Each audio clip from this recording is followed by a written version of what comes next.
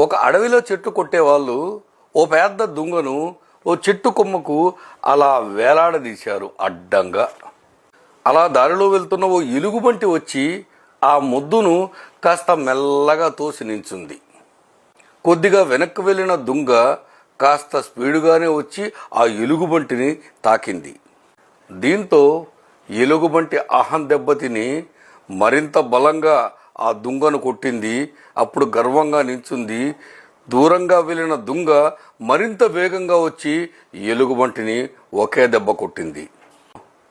పిచ్చెక్కిపోయిన ఎలుగుబంటి నన్నే వచ్చి కొడతావా అనేసి ఒంట్లో ఉన్న శక్తినంతా కూడదీసుకుని చాచిపెట్టి మరీ ఆ దుంగను కొట్టింది. దూరంగా వెళ్ళిన దుంగ ఒక్క సెకండ్ ఆగి బలమైన ఫోర్స్తో వచ్చి ఎలుగుబంటిని ఒక్క దెబ్బ కొట్టింది. ఎగిరి అల్లంత దూరాన పడిపోయింది ఎలుగుబంటి.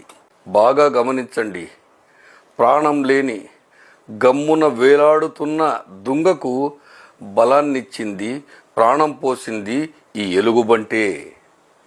అలాగే మనల్ని చూసి ఎవరైనా కామెంట్ చేసినా, ఎగతాళిగా మాట్లాడినా, తక్కువ చేసి మాట్లాడినా గబాలన స్పందించకండి. మీరు స్పందించే కొద్దీ వాళ్లకు మీరు బలాన్ని ఇస్తున్నట్లే. Just ignore them. పట్టించుకోకండి, చిరునవ్వు నవ్వండి, మౌనంగా ఉండండి, వాళ్ళను లెక్కలోకే తీసుకోకండి.